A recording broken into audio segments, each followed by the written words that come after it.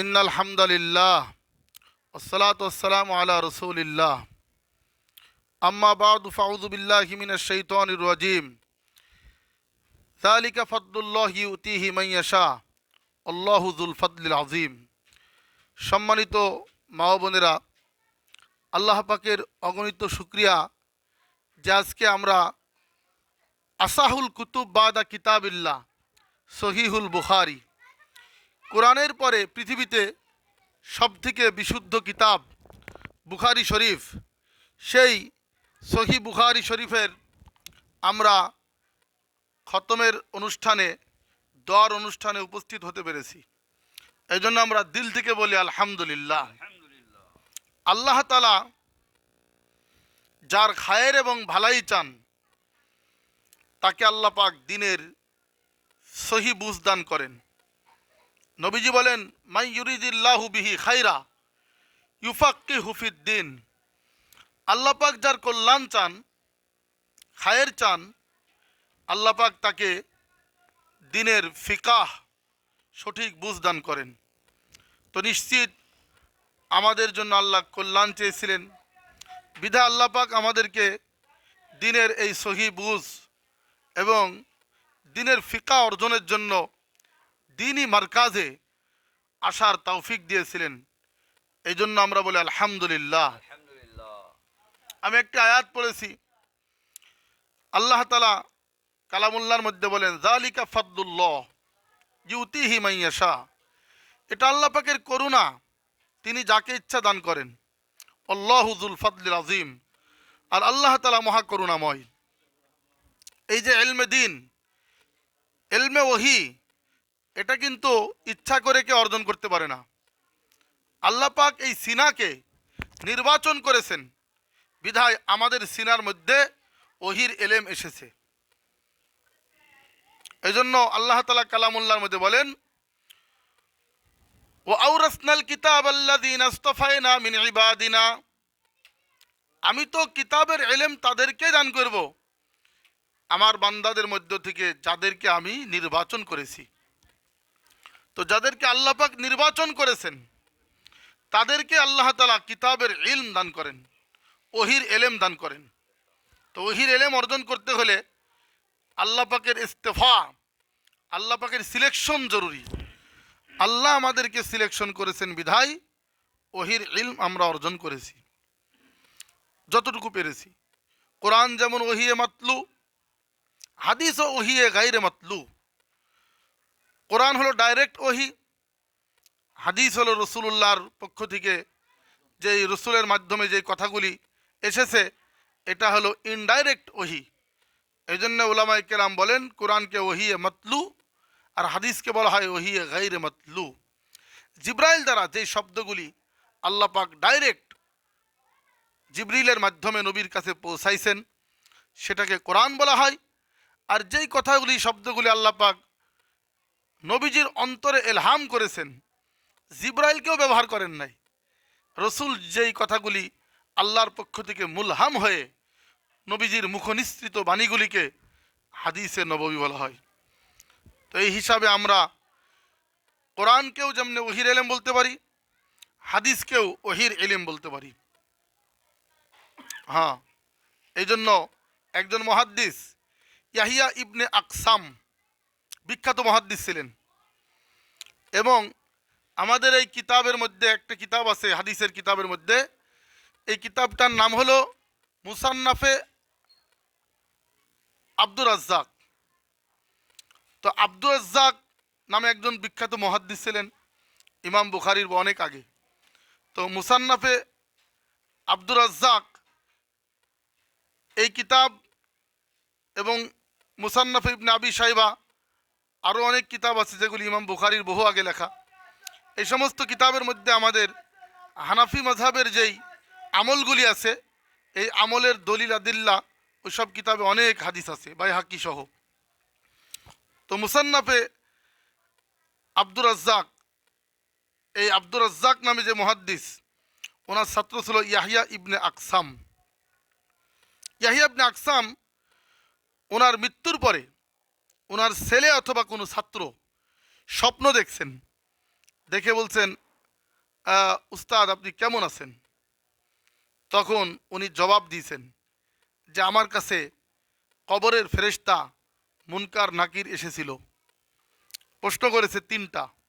মার রব্বুকা, তোমার রবকে, অমা দিনুকা, তোমার দিন কি ছিল, ওমান হাজার রজুল আল্লাযী বুইসা ইলাইকুম, এই লোককে চিনো কিনা যাকে তোমাদের কাছে প্রেরণ করা হয়েছিল। তো ওই সময় আমি তাকে জবাব দিয়েছি, স্বপ্নে বলছে, স্বপ্নে ছাত্রকে বা ছেলেকে বলছে যে আমাকে কবরে রেখে এই তিনটা প্রশ্ন করেছে, আমি জবাব দিয়েছি। আমি বলেছি, আমরা যে হাদিসের কিতাবে পড়ি অবিকল হাদ্দাসানা, অর্থাৎ অবিসানাদিল মুত্তাসিল মিন্না ইলা শাইখিল ইমামিল বুখারী, এভাবে আর কি, যেই কিতাবের যে লেখক তার পর্যন্ত সনদ আমার কাছে পৌঁছাইছে, এইভাবে সংক্ষেপে বলা হয় অবিকলা। তো তিনি বলছেন ক্বালা হাদ্দাসানা আব্দুর রাজ্জাক ক্বালা হাদ্দাসানা মামার ক্বালা হাদ্দাসানা ইবনু শিহাব জুহরি ক্বালা হাদ্দাসানা উরওয়া বিন জুবাইর ক্বালা হাদ্দাসাতনি খালাতি আয়েশা قالت قال لي رسول الله قال أخبرني جبريل قال لي الله جل على إن الله يستحيي من ذي شيبة في الإسلام।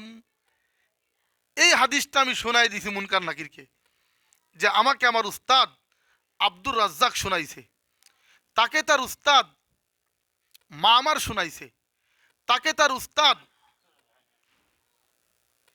ইবনে শিহাব জুহরি শোনাইছে, তাকে তার উস্তাদ উরওয়া বিন জুবাইর শোনাইছে, তাকে তার খালা আম্মা আয়েশা শোনাইছেন, তাকে তার স্বামী মোহাম্মদুর রসুল্লাহ শোনাইছেন, তাকে জিব্রাইল শোনাইছেন, জিব্রাইলকে আল্লাহ শোনাইছেন যে নিশ্চয় আল্লাহ তাআলা সাদা দাড়িওয়ালা মুসলমান দেখলে লজ্জা পান, সাদা চুল সাদা দাড়িওয়ালা।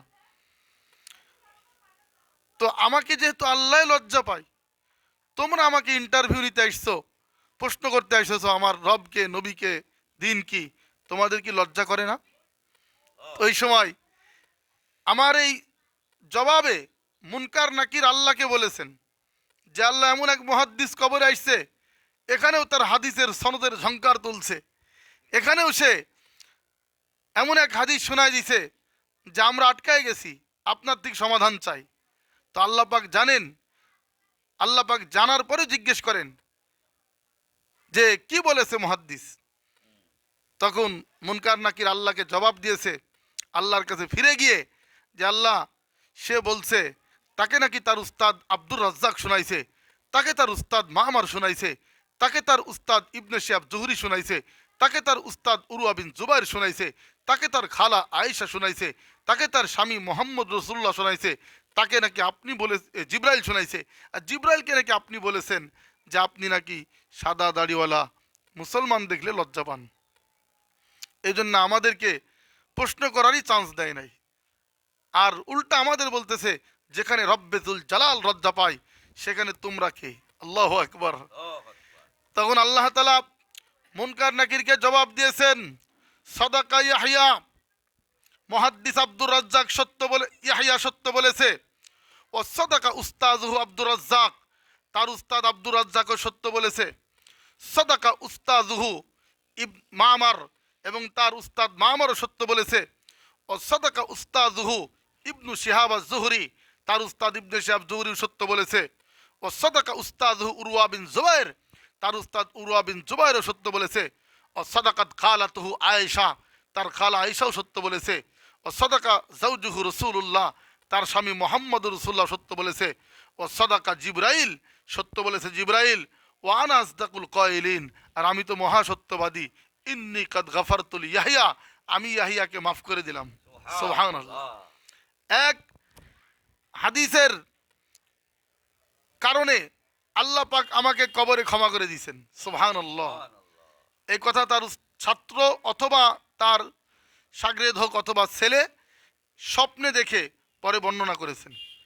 তাহলে বোঝা গেল আমাদের এই বুখারীর হাদিস প্রত্যেকটা ওহী, মাতলু না গায়রে মাতলু, প্রত্যেকটা হাদিস সেটা বুখারীর হোক, মুসলিম হোক, তিরমিজি, আবু দাউদ, নাসাই, ইবনে মাজাহ, অথবা সিয়াসাত্তার বাহিরে ইবনে হাব্বান, মুস্তাদরাক হাকিম, ইবনে খুজাইমা, সহিহ ইবনে খুজাইমা, অথবা মুসান্নাফ ইবনে আব্দুর রাজ্জাক, মুসান্নাফ ইবনে আবি শাইবা, বাইহাকি সহ যত কিতাব আছে, যে কিতাবেরই হোক, চাই সেটা সহিহ হোক, সুনান হোক, মারাসিল হোক, মৌজাম হোক, অথবা যে কোনো হাদিসের যে আপনার স্তর পড়েছেন যে কোনো কিতাবের হোক, সবগুলি ওহিয়ে গাইরে মতলু। আল্লাহ আমাদেরকে এই হাদিসে নববীর খাতিরে আল্লাহ পাক যেন আমাদের সিনাকেও, আমাদের শরীরকেও, আমাদের বডিকেও জাহান্নামের জন্য হারাম করে দেন। কবরে, হাসরে, মিজানে, সিরাতে সব জায়গায় যেন আল্লাহ পাক আমাদেরকে উত্তীর্ণ করে জান্নাতুল ফেরদৌসের মেহমান বানান। সকলে বলে আমিন। সম্মানিত মা বোনেরা, ইতিহাসে এমন কিছু নারীও ছিল যারা যুগ শ্রেষ্ঠ মুহাদ্দিসা ছিলেন, যুগ শ্রেষ্ঠ মুহাদ্দিসা। বর্তমান যুগে আমরা মহিলা মাদ্রাসার মাধ্যমে আলহামদুলিল্লাহ কিছু কিছু নারী, কিছু কিছু মা ও বোন এমন যোগ্যতা সম্পন্ন হয়ে উঠছেন। যদিও আকাবিরদের যুগের মতো হবে না, কিন্তু কিছুটা হলেও হাদিসে নববীর এই এলেম এবং সুন্নার এলেম অর্জন করছে বর্তমান যুগে, যেই জামানায় মেয়েরা হাজারো নাজায়েজ আর হারাম কাজের মধ্যে ব্যস্ত। সেই যুগে যে কিছুটা হলেও আমাদের এই মাদারেসে কওমিয়ার মাধ্যমে নারীদের মধ্যেও এলমে হাদিসের চর্চা হচ্ছে, এটা অনেক প্রশংসনীয়। এক জামানা ছিল মা বোনদের মধ্যে বড় বড় মুহাদ্দিসা হতো। আম্মা আয়েশার কাছে শরীয়তের নিসফুল এলেম ছিল, অর্ধেক এলেম। কারণ পারিবারিক জিন্দগির অনেক বিষয় যা সাহাবায়ে কেরাম জানতেন না, আম্মা আয়েশার কাছে পর্দার আড়াল থেকে জেনে যাইতেন, সালাম দিয়ে শুনে যাইতেন। এজন্য উলামায়ে কেরাম বলেন শরীয়তের নিসফুল এলেম আম্মা আয়েশার কাছে। তো এমন একজন নারী ইতিহাসে, যার নাম হলো রাবিয়া রহমতুল্লাহ আলাইহা, যার উপনাম ছিল উম্মে ইয়াহিয়া। তিনি 40 বছর সাধনা করেছিলেন যে আমি যা কিছু বলবো কোরআন দিয়ে বলবো। আল্লাহু আকবার। তো একজন মুহাদ্দিস ওই জামানায় আব্দুল্লাহ ইবনে মুবারক, আব্দুল্লাহ ইবনে মুবারক ছিলেন যুগশ্রেষ্ঠ মুহাদ্দিস এবং ইমাম বুখারীর উস্তাদ, আবু হানিফার ছাত্র। উনার জীবন ছিল 3 পার্ট। 4 মাস জিহাদ করতেন খোরাসান, 4 মাস বিজনেস করতেন, ব্যবসা, আর 4 মাস খানকায় হাদিস পড়াইতেন। এই জন্য জারহ ওয়া তা'দীলের মধ্যে উলামায়ে কেরাম লিখেছেন যে আব্দুল্লাহ ইবনে মুবারক এমন এক ব্যক্তিত্ব যার জীবনের মধ্যে কোনো কিলোকাল নাই, যার জীবন পুত পবিত্র। এই আব্দুল্লাহ ইবনে মুবারক তিনি ছিলেন একজন মালির সন্তান। তার পিতা ছিল মুবারক, বাগানের মালি।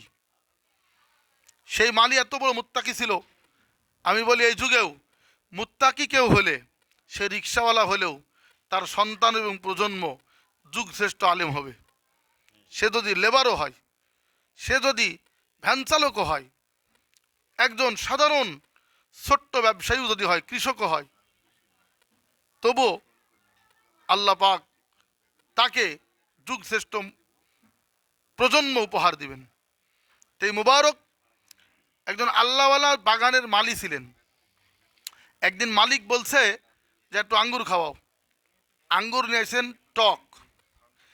তো মালিক বলছে তুমি এতদিন বাগানে থাকো, আঙ্গুর চিনো না? বলছে আমি বাগানের রক্ষক কিন্তু ভক্ষক না, আমি কোনোদিন আপনার আঙ্গুর টেস্ট করে দেখি নাই। আল্লাহু আকবার। তো পরে ওই বাগানওয়ালা বিবির সাথে পরামর্শ করছে যে আমাদের মেয়ে তো বড় হয়েছে, মেয়েকে বিবাহ দেওয়া দরকার। তো কেমন ছেলে আমরা বিবাহ দিব? বিবি বলছে দেখেন আল্লাহ তাআলা তো আমাদেরকে মাল দিয়েছেনি, একজন আল্লাহওয়ালা ছেলের সাথে বিয়ে দেন। তো মালিক বিবিকে বলছে শোনো, আল্লাহওয়ালা ছেলে আমাদের বাহিরে কোনো ঘটক ধরা লাগবে না, পেপারে ফেসবুকে দেওয়া লাগবে না যে পাত্র চাই। আমাদের বাগানের কেয়ারটেকার মালি সেই সব থেকে বড় আল্লাহওয়ালা। আল্লাহু আকবার। কারণ সে আমাকে আজকে ফল দিয়েছে টক আঙ্গুর। জিজ্ঞেস করলাম টক কেন, তুমি চিনো না আঙ্গুর? বলছে এতদিন বাগানে আছে, কোনোদিন একটা আঙ্গুর খায় নাই। তো এই ছেলের সাথে বিবাহ দিয়েছেন। আর তারই ঔরসে জন্ম হয়েছে আবদুল্লাহ ইবনে মুবারক রহমতুল্লাহি আলাইহি। এই আবদুল্লাহ ইবনে মুবারক একবার হজ করে যাচ্ছিলেন, তো যাওয়ার পথে মরুভূমির মধ্যে একটা মহিলা বসে আছে, আঁটু হয়ে, একবারে জড়সড় হয়ে, নিজেকে আবৃত করে বসে আছেন। আবদুল্লাহ ইবনে মুবারক দেখলেন যে মরুভূমিতে একজন মহিলা বসা, বৃদ্ধা মহিলা। তো সালাম দিলেন, আসসালামু আলাইকুম ওয়া রাহমাতুল্লাহ।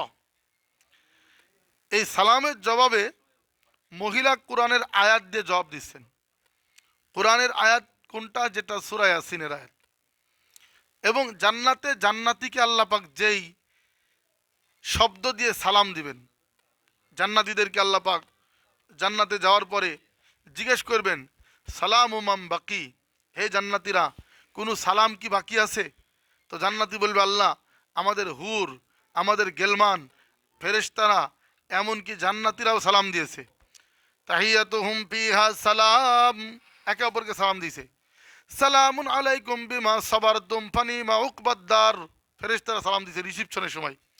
সালামুন আলাইকুম তিবতুম ফাদখুলুহা খালিদিন, সবার সালাম পেয়েছি। ওই সময় আল্লাহ পাক সালাম দিবেন, সালামুন কাওলাম মির রব্বির রহিম, তোমাদের দয়াময় রবের পক্ষ থেকে সালামের মালা গলায় পরায় নাও। সুবহানাল্লাহ। এই শব্দটা, এটা এটা হলো সূরা ইয়াসিনের একটা আয়াত। সূরা ইয়াসিন হলো কলবুল কোরআন, কোরআনের দিল। আর এই আয়াতটা হচ্ছে সূরা ইয়াসিনের দিল। এটা দিয়ে আল্লাহ পাক সালাম দিবেন। তো ওই মহিলা এই আয়াত দিয়ে জবাব দিলেন, সালামুন কাওলাম মির রব্বির রহিম, আল্লাহর পক্ষ থেকে আপনাকে সালাম, রব্বে রহিমের পক্ষ থেকে আপনাকে সালাম। তো ইবনে মুবারক বললেন, আম্মা আপনি এখানে একা একা বসে আছেন কেন? মরুভূমিতে কেউ নাই, জনগণ নাই। তখন মহিলা কোরআনে আয়াত পড়তেছে, ওমাই ইউদলিলিল্লাহু ফালা হাদিয়া লাহ, আল্লাহ পাক যাকে রাস্তা হারায় দেয় তাকে কেউ রাস্তা দেখাতে পারে না। ইবনে মুবারক তার কাঠমুল্লা না, যুগশ্রেষ্ঠ মুহাদ্দিস, বুঝে গেলেন যে আম্মা রাস্তা হারায় ফেলছে, উনি রাস্তা হারায় ফেলছে, এই জন্য একা এখানে বসে আছেন। এই আয়াতের দ্বারা বুঝলেন। তো বললেন, আম্মা আপনি কতদিন ধরে এখানে আছেন? তখন আবার আয়াত পড়তেছেন, সালাসালায়ালিং সাবিয়া, কোরআনে আয়াতের একটা অংশ, যে 3 দিন 3 রাত আমি এখানে হারায় আছি। তো বললেন, আম্মা আপনি এখানে কিভাবে হারাইলেন? যাবেন কোথায়? আইছিলেন কোথায়?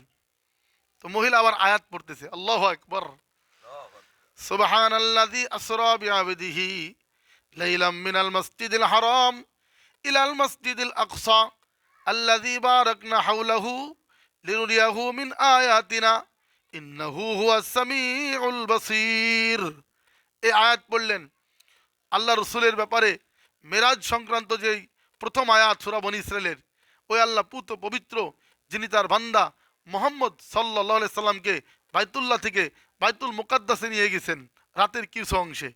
এই আয়াতের দ্বারা ইবনে মুবারক বুঝলেন যে আম্মা বাইতুল্লাহ হজ করে, এর বাড়ি মনে হয় বাইতুল মুকাদ্দাস জেরুজালেম ফিলিস্তিনে, ওইখানে যাচ্ছে। এই জন্য আমাকে আয়াত শোনাই দিলেন যে উনি হজ করে বাইতুল্লাহ থেকে, যেমন আল্লাহ রসুলকে আল্লাহ পাক বাইতুল্লাহ থেকে বাইতুল মুকাদ্দাস নিয়ে গেছেন, এই আয়াতের দ্বারা বুঝাচ্ছেন উনি হজ করে এখন বাইতুল মুকাদ্দাস ফিলিস্তিন এলাকায় বাড়ি যাবেন। তো বলেন, আম্মা এখানে খাওয়া দাওয়া কি করছেন আপনি? তখন ওই মহিলা জবাব দিচ্ছে, আতিম্মুস সিয়ামা ইলাল লাইল, আল্লাহ পাক বলেন রাত পর্যন্ত তোমরা রোজা রাখো, এই জন্য আমি এখানে রোজা আছি। এই আয়াতের দ্বারা বুঝালেন যে তিনি রোজা আছেন। ইবনে মুবারক তো কম জানো আলেম না, উনি বলছে আপনি রোজা আছেন ঠিক আছে, সাহারি ইফতার তো লাগে, ওগুলি কেমনে চলে, কিভাবে পান? তো মহিলা আবার কোরআন আয়াত পড়তেছে, হুয়া ইউতঈমুনি ওয়া ইয়াসকিন ওয়া ইযা মারিদতু ফাহুয়া ইয়াশফিন, আল্লাহ আমাকে খাওয়াই, আল্লাহ আমাকে পান করাই, আমি অসুখ হলে আল্লাহ আমাকে শেফা দেয়। সুবহানাল্লাহ। তা আব্দুল্লাহ ইবনে মুবারক দেখলেন যে তো সাংঘাতিক, যা বলছি তাই জবাব দিচ্ছেন। তা আমি বললাম যে আম্মা আপনি আল্লাহ নয় খাওয়ায় পান করায়, অজু করেন কেমনে, নামাজ কালাম কেমনে পড়েন? তখন মহিলা আবার বলছে যে আল্লাহ পাক কোরআনে যেই আয়াত, তায়াম্মুমের আয়াত, সেই আয়াতটা পড়লেন, ফাতায়াম্মামু সাঈদান তাইয়্যিবা ফালাম তাজিদু মাআন ফাতায়াম্মামু সাঈদান তাইয়্যিবা। যদি তোমরা পানি না পাও তাহলে পবিত্র মাটি দিয়ে তায়াম্মুম করো। তা আমি মাটি দিয়ে তায়াম্মুম করি। এ আয়াতের দ্বারা ইবনে মুবারক বুঝলেন যে তো সাংঘাতিক খালাম্মা, যা বলছি কোরআন দিয়ে বলছে। তো আচ্ছা ঠিক আছে, ও তায়াম্মুম করে আপনি নামাজ কালাম পড়ছেন, বুঝলাম। তো এখন যেহেতু আমি হজ করে আসছি, আমার কাছে খেজুর আছে, ছাতু আছে, পনির আছে, একটু ব্যাগ থেকে বের করে দিব, লাগেজ থেকে, আমার ব্রিফকেসে আছে। তখন মহিলা বলতেছে, তোমাকে আগেই বললাম না, আতিম্মুস সিয়ামা ইলাল লাইল, রাত পর্যন্ত রোজা রাখো। তার মানে এখন তো আমার খাওয়াই যাবে না, কেমনে তুমি খাবার দিতে চাও? তো ইবনে মুবারক বললেন, আপনি কিসের রোজা আছেন এখন, রমজান না কিছু না? মহিলা আবার আয়াত পড়ে জবাব দিচ্ছে, আমাং তাতাওয়া খাইরান ফাইন্নাল্লাহা শাকিরুন আলিম। যদি কেউ নফল রোজা রাখে আল্লাহ তাকে উত্তম বদলা দিবে। সুবহানাল্লাহ। তা আমি নফল রোজা আছি। ইবনে মুবারক বললেন, আম্মা, রমজান মাসেই যদি কেউ সফর করে, সফরে রোজা না রাখলে গুনাহ হয় না, পরে কাজা করে দিলে হয়। তা আপনি সফরে আছেন, সফরে নফল রোজা রাখার দরকার কি? তো মহিলা আবার কোরআনে আয়াত পড়তেছেন, ওয়াং তাসুমু খায়রুল লাকুম ইন কুনতুম তা'লামুন। এরপরেও যদি রাখতে পারো রাখো, তোমরা যদি বুঝো, উত্তম বদলা আল্লাহ পাক দিবেন। সুবহানাল্লাহ। ইবনে মুবারক বললেন যে আম্মা, আপনি তো অস্বাভাবিক নারী, আমি যা বলছি কোরআন দিয়ে বলছেন, তো এরকম ইচ্ছা করেছেন কারণটা কি? তখন মহিলা বলতেছেন, মা ইয়ালফিযু মিন কাওলিন ইল্লা লাদাইহি রাকীবুন আতীদ। পৃথিবীতে বান্দা যত কথা বলে, যা বলে, সব রেকর্ড হয়ে যায়, সব সেভ হয়ে যায়। এই জন্য আমি এই পদ্ধতি নির্বাচন করেছি যে আমি যা বলবো কোরআন দিয়ে বলবো। আল্লাহু আকবার। আব্দুল্লাহ ইবনে মুবারক বললেন, আম্মা, তাহলে আপনি যদি মনে না করেন কিছু, আমার গাড়িতে, আমার এই উটে চড়ে আপনাকে পৌঁছাই দিই আপনার এলাকায়। তখন মহিলা আয়াত পড়তেছে, ওমা তাফআলু মিন খাইরিন ইয়ালামুহুল্লাহ। তোমরা যদি কোনো নেক কাজ করতে চাও, আল্লাহ এটা ভালো জানেন। তার মানে উনি যাওয়ার সম্মতি জানালেন। এরপরে বললেন, আচ্ছা কিছু মনে না করলে আপনি উঠতে পারেন। তো মহিলা আবার কোরআনে আয়াত পড়তেছে, কুল্লিল মুমিনিনা ইয়াগুদ্দু মিন আবসারিহিম ওয়া ইয়াহফাযু ফুরুজাহুম। আল্লাহ পাক মুমিনদেরকে বলেছেন, চক্ষুকে নিচু করো, লজ্জাস্থান হেফাজত করো। তোমার সামনে আমি উঠতে গেলে কাপড় টাপড় এলোমেলো হয়ে যাবে, তোমার সামনে উঠবো না, ওকে দূরে যাও। আব্দুল্লাহ বিন মুবারক দূরে চলে গেলেন। তো মহিলা একা উঠতে যে কাপড়ের কিছু অংশ ছিঁড়ে গেছে, কারণ উঠে অনেক উঁচা, একা ওঠা খুবই কঠিন। তো যখন কাপড় ছিঁড়ে গেছে, আব্দুল্লাহ বিন মুবারক এসে বললেন যে আম্মা, এই যে আপনার কাপড়টা ছিঁড়ে গেল, খুবই কষ্ট পাইলেন, আমি তাহলে উটটা বেঁধে দিই, আপনার জন্য সুবিধা হবে। তখন মহিলা আবার আয়াতের অংশ পড়ছে, ফাফাহামনাহা সুলাইমান। আমি সুলাইমান নবীকে সঠিক বুঝ দিলাম। এই অংশ দ্বারা ইবনে মুবারক বুঝলেন যে আমার উট বেঁধে দেওয়ার আইডিয়াটা তার ভালো লাগছে। এই জন্য বললেন যে ঠিক আছে, আমি উটটা বেঁধে দিই, তারপর আপনি উঠেন। উটটা বেঁধে দিলেন এবং দূরে চলে গেলেন। এরপরে মহিলা উঠে পড়েছে। উঠে অমনি যে আয়াত আমরা গাড়ির চড়ার দোয়া পড়ি, সে আয়াত পড়লেন, সুবহানাল্লাযী সাখখারা লানা হাযা ওয়া মা কুন্না লাহু মুকরিনিন ওয়া ইন্না ইলা রাব্বিনা লামুনকালিবুন। ও আল্লাহ পুত পবিত্র, যিনি এই বাহনকে আমাদের অনুগত করে দিয়েছেন, আমরা একে অনুগত করতে পারতাম না যদি আল্লাহ অনুগত না করতো, এবং নিশ্চয় আমরা আল্লাহর কাছে ফিরে যাব। এই আয়াত যেটা আমরা গাড়ির চড়ার দোয়া বলে পড়ে থাকি, এটা আয়াত একটা কোরআনের, এটা বললেন। আব্দুল্লাহ ইবনে মুবারক এবার হেঁটে হেঁটে নিয়ে যাচ্ছেন তাকে, এবং জিজ্ঞেস করছেন, আম্মা, কিছু মনে না করলে আপনার বাড়িটা কোন বংশে, ফিলিস্তিনের কোন বংশ আপনি? আপনি কি ফিলিস্তিনের রাফা এলাকার, না আপনি ফিলিস্তিনের গাজা এলাকার, না আপনি ফিলিস্তিনের একদম খলিলুর রহমান এলাকার একটু এলাকাটা বললে ভালো হতো। তখন এই মহিলা রাগ হয়ে গেছে, কোরআনের আয়াত পড়তেছেন, ওয়ালা তাকফু মা লাইসা লাকা বিহি ইলম ইন্নাস সামআ ওয়াল বাসারা ওয়াল ফুআদা কুল্লু উলাইকা কানা আনহু মাসউলা। খবরদার, যে ব্যাপারে তোমার জ্ঞান নাই খুসাই খুসাই জিজ্ঞেস করার দরকার নাই, কারণ তোমার দিল দিমাগ চিন্তা চেতনা সম্পর্কে জিজ্ঞেস করা হবে। কারণ আমার এলাকার গোত্র চিনে আবার তুমি এলাকায় ঘোরাঘুরি করবা যায়, ওদিক দিয়ে আমাকে মিস কল মারবা, তা হবে না। ওইদিকে আমার খবর নিবা, ডিস্টার্ব করবা, ইফটিজিং হবে। এই সমস্ত ধান্দা বাদ দাও, তোমার এইসব জানার দরকার নাই। তখন ইবনে মুবারক বললেন যে আমাকে মাফ করে দেন, আর কিছু জিগাবো টিকাবো না, ক্ষমা করে দেন। মহিলা আবার আয়াত পড়তেছে, যে আয়াতটা ইউসুফ আলাইসাল্লাম বলেছিলেন ভাইদের সামনে, আমাদের নবী মক্কা বিজয়ের দিন বলেছিলেন, লা তাসরিবা আলাইকুমুল ইয়াউম ইয়াগফিরুল্লাহু লাকুম, কোনো অভিযোগ নাই তোমাদের উপরে, সব আল্লাহ মাফ করে দিবে। এই জন্য ইবনে মুবারক, তোমার আই এম সরি বলার দরকার নাই, আমি তোমাকে এমনি মাফ করে দিলাম। সুবহানাল্লাহ। আব্দুল্লাহ ইবনে মুবারক বলছেন, ই তো সাংঘাতিক ম্যাডাম দেখছি। এরপরে বললেন যে আচ্ছা আম্মা, একটা বিষয় জিজ্ঞেস করি, যে আপনি আপনার স্বামী বেঁচে আছে না মারা গেছে, আর একটা বিষয় একটু জিজ্ঞেস করি। তখনও তো মহিলা এবার আবার রেগে গেছেন আম্মা। এবার ম্যাডাম বলছেন, ইয়া আইয়ুহাল্লাযীনা আমানু লা তাসআলু আন আশিয়া ইন তুবদা লাকুম তাসুকুম। হে ইমানদারগণ, এমন বিষয় তোমরা জিজ্ঞেস করো না যা প্রকাশ পেলে তোমাদের কষ্টের কারণ হবে। তা আমি আমার স্বামী আছে কি নাই, আমি বিধবা কি না, আমার কি তুমি বিধবা কাট করে দিবা, না আমার সংসার চালাবা, তোমার এ সম্পর্কে জানার কোনো প্রয়োজন নাই। যে সম্পর্কে তোমার জ্ঞান নাই, এই সম্পর্কে আল্লাহ পাক প্রশ্ন করতে নিষেধ করেছেন। লা তাসআলু আন আশিয়া ইন তুবদা লাকুম তাসুকুম, যা প্রকাশ পেলে তোমাদের কষ্টের কারণ হতে পারে, হতে পারে তোমার কষ্টের কারণ, এই জন্য জিজ্ঞেস করার দরকার নাই। তখন আবার আবার ইবনে মুবারক বললেন যে আর কোনো প্রশ্ন করবো না, চুপচাপ নিয়ে যাই।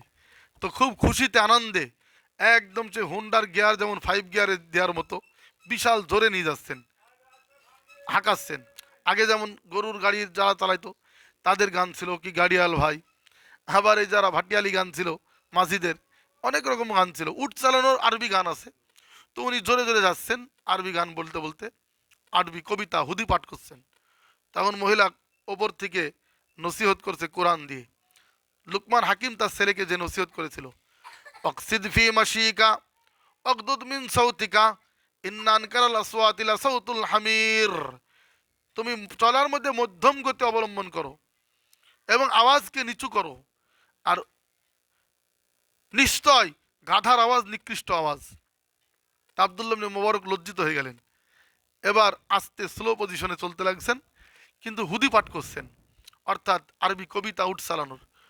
মহিলা আবার কোরআন দিয়ে অ্যাটম বোম মেরে দিয়েছে, ফাকরাউ মা তায়াসসারা মিনাল কুরআন, কোরআন পড়ো সওয়াব হবে, কবিতার মধ্যে কোনো নেকি নাই। সুবহানাল্লাহ। তুমি কবিতা পড়ে কোনো লাভ নাই, প্রত্যেকটা অক্ষরে তোমার নেকি হবে, কোরআন পড়ো। আব্দুল্লাহ ইবনে মুবারক বলছি তো অস্বাভাবিক নারী। এবার তিনি কোরআন পড়তেছেন আর এরকম খুশিতে আনন্দের সাথে, আবার জোরে যাতে পারছে না কারণ কোরআনই বোম মেরে দিয়েছেন, আস্তে আস্তে যাচ্ছেন, আনন্দের সাথে নিয়ে যাচ্ছেন। বেশ কিছু দূর যেয়ে দেখছেন একটা কাফেলা দেখা যাচ্ছে মশাল হাতে, তারা এরকম যাচ্ছে। এই কাফেলা দেখে বললেন যে আম্মা, এখানে কেউ আছে আপনার? তখন ওই মহিলা আয়াত পড়তেছে, আল মাল ওয়াল বানুন জিনাতুল হায়াতিদ দুনিয়া, মাল এবং সম্পদ সন্তান এটা মানুষের দুনিয়ার জীবনের সৌন্দর্য। তখন আমি বুঝলাম যে তার সন্তান এবং তার ভ্যানিটি ব্যাগ, তার ল্যাগেজ সব এই কাফেলায় আছে। এই জন্য আমাকে বুঝালেন মাল সম্পদ সন্তান দুনিয়ার সৌন্দর্য। তো অমনি টান দিয়ে কাফেলার কাছাকাছি গেলেন। এরপরে বললেন যে আপনার এখানে যে সন্তানরা আছে তারা কোন কোন দিকে আছে, কাফেলার শুরুতে না শেষে না মাঝে? তখন তিনি আবার আয়াত পড়তেছেন, আলামাতিন অবিন নাজমে হুম ইয়াহতাদুন। আগেকার যুগে নাবিকেরা রাতে পথ চলতো তারকা দেখে, তো তারকা দেখে লোকেরা পথ চলে, আলামত দেখে লোকেরা পথ চলে। এই আয়াতের দ্বারা বুঝলাম যে উনি ওনার সন্তানদের এই কাফেলার আগে রাহবার হিসাবে আছে এটা বোঝাতে চাইছেন। কাফেলার আগে, কাফেলার আগে এরকমভাবে রাহবার হিসাবে আছে এটা বোঝাইতে চাইলেন। তখন তিনি কাফেলার আগে টান দিয়ে চলে গেলেন।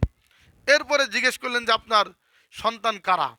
তখন বললেন যে তিনটা আয়াত পড়লেন, অত্তাখাযাল্লাহু ইব্রাহিমা খালিলা, আল্লাহ পাক ইব্রাহিম আলাইহিস সালামকে বন্ধু বানাইছেন। ও কাল্লামাল্লাহু মূসা তাকলিমা, মূসা আলাইহিস সালামের সাথে আল্লাহ কথা বলেছেন। ইয়া ইয়াহইয়া খুযিল কিতাবা বিকুওয়া, হে ইয়াহইয়া কিতাবকে মজবুত করে ধারণ করো। তখন ইবনে মুবারক বুঝলেন যে তার এই তিন সন্তান এখানে আছে, ইব্রাহিম, মূসা, ইয়াহইয়া। ডাক দিলেন যে তিনজন চলে আসো, তোমাদের আম্মা চলে আইছে। একদম পূর্ণিমার চাঁদের মতো তিন নওজোয়ান সন্তান, এইভাবে তাগড়া তরুণ যুবক চলে আসলো। আইসে বলছে, আম্মা ঠিক আছেন, ভালো আছেন, কইছিলেন আপনার 3 দিন খবর নাই। এরপরে আম্মাকে ভালো করে দেখছেন আর বলতেছেন যে ভালো আছেন তো, ঠিক আছেন তো। তখন মহিলা আসল থেকে টাকা বের করে ওই আয়াত পড়লেন যেটা আসহাবে কাহাফের 7 যুবক 309 বছর ঘুম পাড়ার পরে উঠে যে শব্দটা বলেছিল, ফাবাসু আহাদাকুম বিওয়ারিকিকুম হাযিহি ইলাল মাদিনা ফালিয়ানজুর আইয়ুহা আসকা তুআমান ফালিয়াতিকুম বিরিজকিম মিনহু। তোমাদের তিনজনের মধ্যে কেউ এই টাকা নিয়ে বাজারে যাও, কোনো রেস্টুরেন্টে, হোটেলে যাও এবং সেখান থেকে ভালো খাবার নিয়ে এসে উত্তম খাবার নিয়ে আসো, মানে এই যুবককে খাওয়াবে।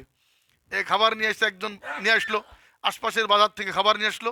এরপরে মহিলায় যুবককে বলতেছে, আব্দুল্লাহ ইবনে মুবারককে বলতেছে, কুলু ওয়াশরাবু হানিআম বিমা আসলাফতুম ফিল আইয়ামিল খালিয়া, তুমি খাও পান করো তোমার পিছনের জীবনের নেক কাজের বিনিময়ে। অর্থাৎ তুমি যে আমাকে নিয়ে এসে পৌঁছাই দিলা আমার ছেলেদের কাছে কাফেলায়, এই উত্তম কাজের বিনিময়ে তুমি এখন খাওয়ার পান করো।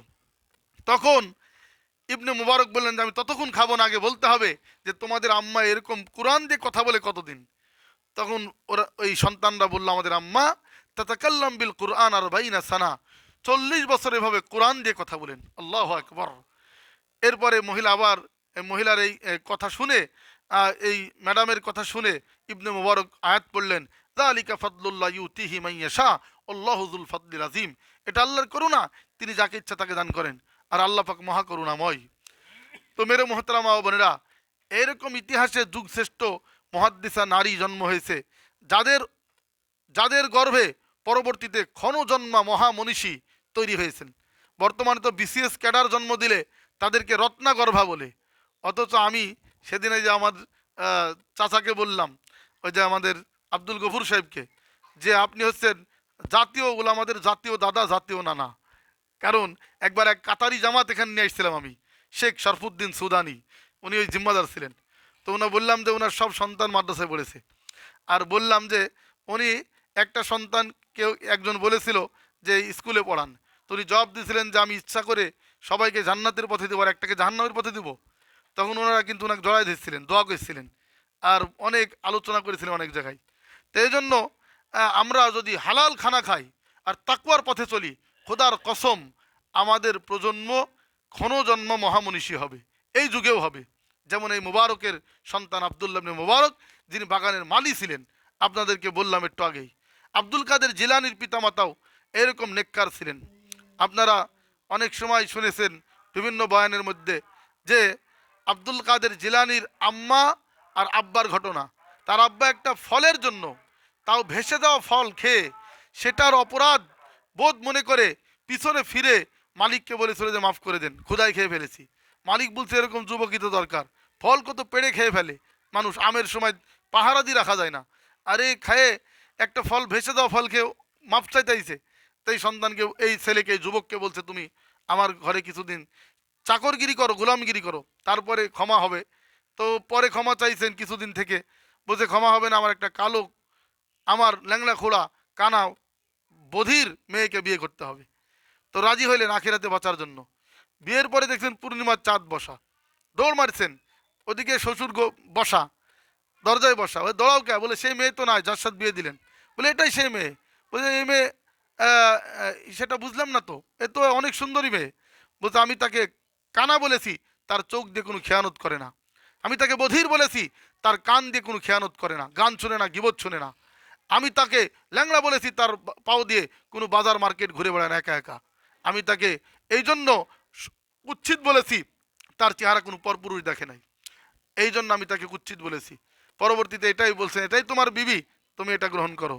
এই ওরসে কিন্তু জন্ম হয়েছে আব্দুল কাদের জিলানি। এইভাবে অতীতে আমাদের আকাবির আসলাফ সব জন্ম হয়েছেন এরকম নেককার মা বোনদের গর্ভে।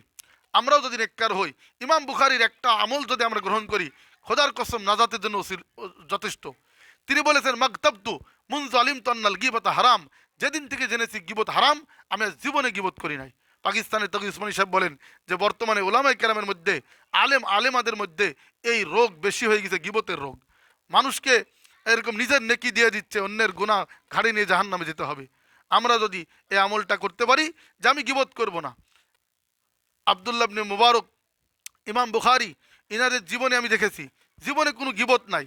এই জামানাতেও আমাদের তবলিগের অনেক বড় বড় মুরব্বী মাওলানা তারিক জামিল এবং ওনার যে এই লাইনে উস্তাদ ছিলেন, এই লাইনে আমাদের রাইবেন্ডের মুরব্বীরা, ওনাদের জিন্দগিতেও গীবতের কোনো প্রকার লেশমাত্র গীবত নাই। আমরা সুহবতে থেকেও দেখেছি। এই জন্য গীবত থেকে আমাদের বাঁচতে হবে, গীবত থেকে বাঁচতে হবে। এই উম্মে হাইয়ার মতো আমাদের জবানের হেফাজত করতে হবে। তাহলে আমাদের এতটুকু আমলই আখিরাতে নাজাতের জন্য যথেষ্ট হতে পারে। এই জন্য খতমে বুখারীতে ইমাম বুখারীর জিন্দগির একটা আমল যদি আমরা গ্রহণ করতে পারি, তিনি বুকে হাত দিয়ে বলতেন, আশা করি কিয়ামতের দিন আল্লাহ পাক আমার থেকে গীবতের হিসাব নেবেন না। আল্লাহু আকবার। আল্লাহ আমাদেরকে, হযরত মাওলানা সাইদ আহমদ খান সাহেব তবলিগের মধ্যে এত বড় মুরব্বী ছিলেন, উনি জীবনে কারো কোনো গীবত শুনতেন না, বলতেনও না। কেউ যদি বলতে আসতো, বলতো আল্লাহ আপনার মেহরবানি করেন আমাদেরকে। আমি এক জামাতে ছিলাম, মিশরি জামাতে, আমি আশ্চর্য হলাম যে সামান্য আমি বলেছি যে উনি এই খানাটা পাকাইতে লেট করে ফেললো গাছতে দে, তো আমাকে বলছে নাহানু নাহানু লা নাগতাব, আমরা কারো গীবত করি না, ওলা নাসমা, এবং গীবত শুনিও না। তুমি এই কথাটা বলো না। আমরা অনেক খরচ করে বাংলাদেশে এসেছি। আমি এদিন আজীব শিক্ষা পেলাম যে এতটুকু বিষয় বললাম যে উনি ঘাসতে গিয়ে খানা লেট করে ফেলছে, বলছে তো আমরা কারো গীবত করিও না, গীবত শুনিও না, অনেক খরচ করে বাংলাদেশে এসেছি, তুমি এমন কথা বলো না। আল্লাহ আমাদের সবাইকে ইমাম বুখারীর এতটুকু আমল গ্রহণ করেও নাজাতের উসিলা বানাই দেন। ও আখিরু দাওয়ানা আনিল হামদুলিল্লাহি রাব্বিল আলামিন। আসসালামু আলাইকুম ওয়া রাহমাতুল্লাহি ওয়া বারাকাতুহু।